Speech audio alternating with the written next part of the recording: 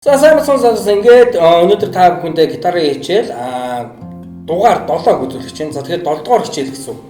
За өмнөх хичээлээрээ бид нэр зөндөө олон юмнууд үзсэн яваад байгаа. Тэгээд тэр дундаа биднес дасгалууд үзлээ, аккордууд үзлээ. Гэхдээ хамгийн чухал нэг хэсгийн юмнууд үзээгүй явж байгаа. Тэр нь юу гэхээр бид нар нөгөө үндсэн 7 ихшгээ яаж хаана дуурдаг вэ гэдгийг одоохондоо мэдэхгүй яваад байгаа.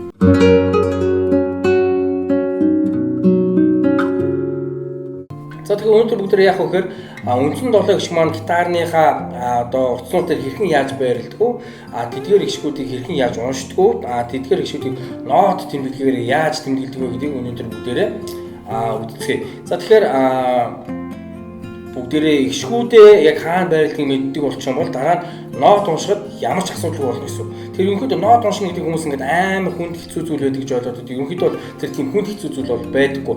Хамгийн гол нь хаана ямар нот байдгийг мэддэг болчих юм бол дараа нь яг биднес нөгөө бичиг үсэг сурж байхдаа яг адилхан мэддэг. Тэ А үсэг, Б үсэг, В үсэг, Г үсэг гэдэг үсгэн сурчаад дараа нь үсгэнүүдээ нийлүүлээд үг бүтээдэгтэй адилхан нотуудынхаа байрлалуудыг мэдчих юм бол тухайн нотуудтай холбоод хооронд нь үг бүтээгээд явчихдаг. Яг адилхан гэсэн. Гэтэ түүний өмнөх зүйл нь болохоор тухайн гişгүүд маань хаана байрладаг вэ гэдгийг бүгдээр ихлээр сурах хэрэгтэй болно гэсэн. За ингээд бүгдээрээ гişгүүдээ хаана байрладгийг сурцгаая.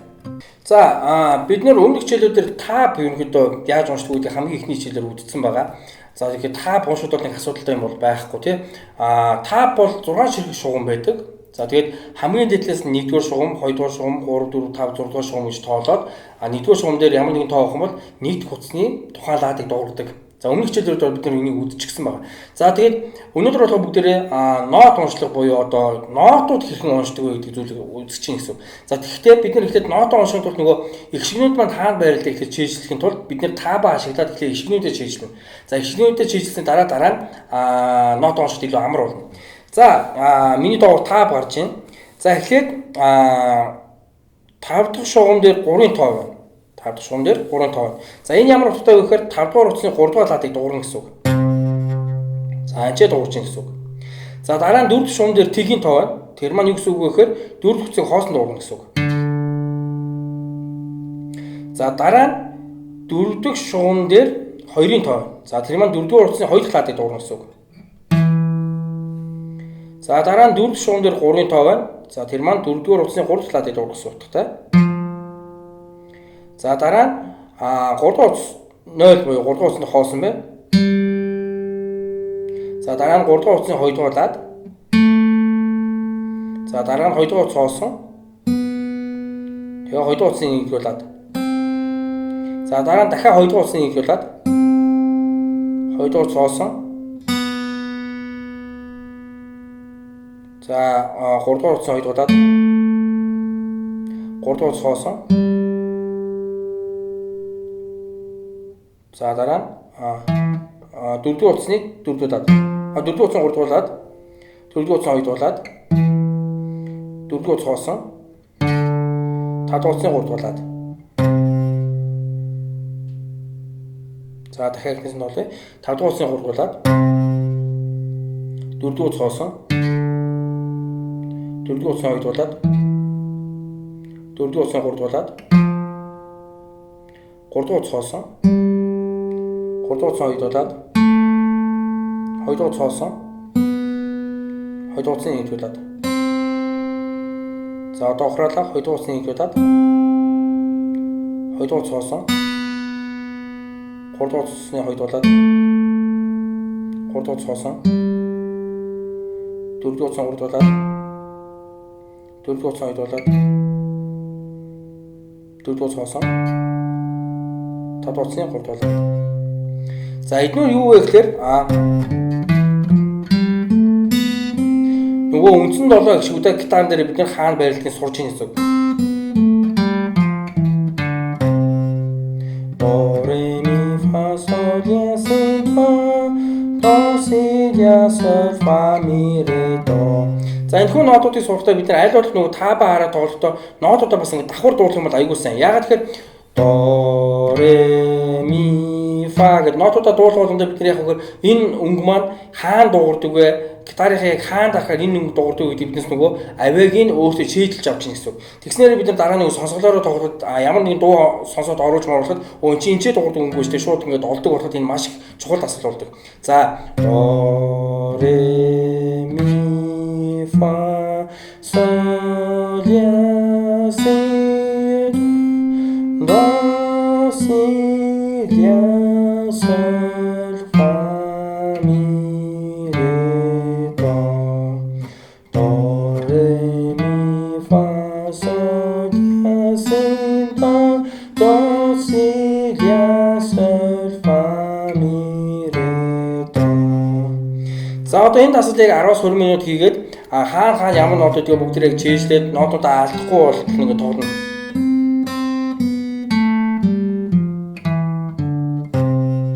За одоо нэг доотлын маань тав маань нотоор солигдоод хувирчихсан байна. За нотны 5 шугамыг уншихдаа тав бол 6 шугамтай байдаг. Тав бол дээдлээс 1 2 3 4 5 6 гэж тоолдог. E B G D A E буюу хамгийн дээдлийн E-г 1-р утас, B-г 2-р утас, G-г 3-р утас, D-г 4-р утас, A-г 5-р утас, I-г 6-р утас гэж тоолдог. За энэ бол тав. За харин нотны үндсэн дэвсгэр 5 шугам гэж үүдэг. Энэ маань бол 6 биш 5 шугам байдаг. За нотны дэвсгэр шугам бол яадаг вэ гэхээр гитар вэ нөө, хийл вэ нөө, төгөлдөр хуур вэ ямар л бол ямар хөгжим түүнийг ашиглаж болно. Ямар л бол ямар хөгжимд оруулаад тоглож болдог гэсэн. Тэр нь одоо нэг осондоо юу гэдэг чинь одоо нийт одоо үндсэн цагаан толгой өсгөнүүд гэсэн үг байхгүй юу? Энийг ямар ч хөгжмөөр тоглож бас болдог гэсэн. Хүмүүс нь ойлголоо гитаранд нь тусдаа, төгөлдрөнд нь тусдаа, морин хууранд тусдаа ингээд нотууд байдсан болов гэж ойлгоод байдаг. Үгүй тийм юм байхгүй. Нэг нот уншсанд бол ямар ч хөгжмөд тэднээс адилхан тоглоно. Хамгийн гол нь тухайн нотууд нь хаана байрладаг вэ гэдгийг л тухайн хөгжмөөр мэддэг байх хэрэгтэй. Тэгэх юм бол ямар ч ялгаа байхгүйгээр тухайн нотыг ямар ч хөгжмөөр адилхан тоглолцдог гэсэн. За тэгэхээр нот уншихад аюул амархан. Бидний хамгийн ихэнд сурсан до нот. За нотон дээр яаж тэмдэглэх вэ гэхээр нотын дэвсгэр 5 шугамыг яадаг вэ гэхээр доороос нь 1 2 3 4 5 гэж тоолдог. Тавыг бол дээрээс нь тоолж байсан бол нотыг доороос нь дээшээ тоолдог. За эхлээд до нот нь энэ дундуураа 6 нот байгаа. За энэ бөөрийн хэлбэртэй нот байх юм бол бүтэн нот гэж уншдаг. За энэ яадаг вэ гэхээр ямар нэгэн тухайн нотонд ураад бүтэн нот нь 4 тоолох хугацааг өнгөрүүлдэг. За жишээлбэл 1 2 3 4 гэдэг уураа болно гэсэн. За эхнийх нь дундуураа 6 нот байх юм бол до нот гэж уншина. За до нот бол гитарныхаа 5 дугаар утсны 3 дугаар лад нэр үүдэг. 1 2 3 4. За дараа нь яг 5 шугамынхаа хамгийн ихний шугамын яг доотлолт нь авах юм бол ре нот байдаг. За ре нот бол 4 утсыг хооснд татахад дуурдаг. 2 3 4. За дараа нь хамгийн ихний шугам дээр тэмдэглэсэн байх юм бол ми нот байдаг. За ми нот гитарын дээр 4 утсны 2 дугаар лад нэр үүдэг. 2 3 4. За дараа нь 1 болон 2 дугаар шугамын голднох нь бол фа нот байдаг. За фа нот маань гитарын дээр 4 дугаар утасны 3 дугаар лад. 1 2 3 4. За дараа нь 2 дугаар шугам дээр байх юм бол соль нот байдаг. За соль нот маань гитарын дээр 3 дугаар утсыг хооснд татаад дуурдаг. 1 2 3 4. За дараа нь 3 дугаар шугам дээр байх юм бол си нот байдаг. За 3 болон 2 болон 3 дугаар утсаас завсрах юм бол ля нот байдаг. 2 3 4. За одоо 3 дугаар шугам дээр байгааг бол си нот гэж уншина. За си нот маань 2 дугаар утсыг хооснд татаад дуурдаг. 1 2 3 4. За одоо 3 болон 4 дугаар утсыг завсрах юм бол до нот байдаг. Гэхдээ энэ нөгөө хамгийн ихэнд дунд байсан дундуур 6-аас до нотоос өөр буюу дараагийн октавын нарийнхан дуурдаг до нот байгаа. За энэ до нот хаана дуурдаг гэхээр гитарын дээр 2 дугаар утсны 1-р лад дээр дуурдаг. 1 2 3 4. За одоо бид нар яах вэ гэхээр одоо жишээлбэл 3 болон 4 шугамын завсраагаа до нотыг харцаад бид нар энэ байгаа до нотыг дуурж болохгүй гэсэн. Энэ бол ганцхан л байгаа. Тэр нь болохоор хамгийн ихний дундуураа 6 нотыг энэ дуурдаг гэсэн. Тэрнээс хамгийн ихэнд дундуураа 6 до нотыг энэ дуурж болохгүй гэсэн үг шүү. За одоо нотуудаа хараад эхнээс нь тоглоё. До ре ми фа соль ля си до си ля соль фа ми ре до.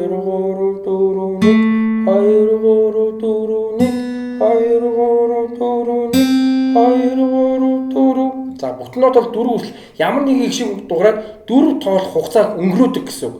Урт дуурдаг нот гэсэн үг. За хагас нот бол тэрнээс арай богино. 4 нот бүр тэр хагасаасаа богино. 8 нот бол бүр тэр 4-өөсөө богино гэсэн үг. Ийм байдаг. За тэгэхээр ерөнхийдөө нотны талаар бүр илүү их дэлгэрэнгүй мэдийг хийх юм бол миний одоо давка хөгжмийн онол гэсэн хичээлүүд 12 сурал хичээл байгаа. Тэр хичээлүүдийг үзээд байх юм бол бас нотууд ойлгоход илүү амар дөхөн болно гэж миний зүгээс зүгдмөр. Тэгэхээр бас хэрвээ яг энэ нотны хичээлүүдийг ойлгохгүй байх юм бол бас тэр хичээлүүдийг үзээрэй гэж би зүгдмөр. За одоо ингээд гитарын дээр нотууд хаана байдгийг байрлуулж сурцсан тохиолдолд биднээс дараа нот хараад тухайн нотуудаа уншаад илүү амар болно гэсэн. Гэхдээ энэ 10 сурал хичээлээ биднээс арай нотуудаа уншиж амжихгүй зөвхөн нотнуудыг яаж байрладаг вэ? Нотнууд гитарын дээр хаана байрладаг вэ? Боёо игшгнүүд маань гитарын дээр хаана байрладаг вэ? Тэгээд тэр игшгүүдийг яаж тэмдэглэдэг вэ гэдэг зүйлийг өнөөдөр сурж байгаа гэсэн. За тэгээд бүтэн нот, хагас нот, дөрөвт нот, 8 нот гэдэг зүйлүүдийг бид нэр үзлээ. За тэгээд ерөнхийдөө 1-р актаа үндсэн 7 игшгүүд яаж байрладаг өнөөдөр бүгдээрээ үзлээ. До ре ми фа sol la si do si la sol fa mi re do re mi fa sol la si do si la sol fa mi re do.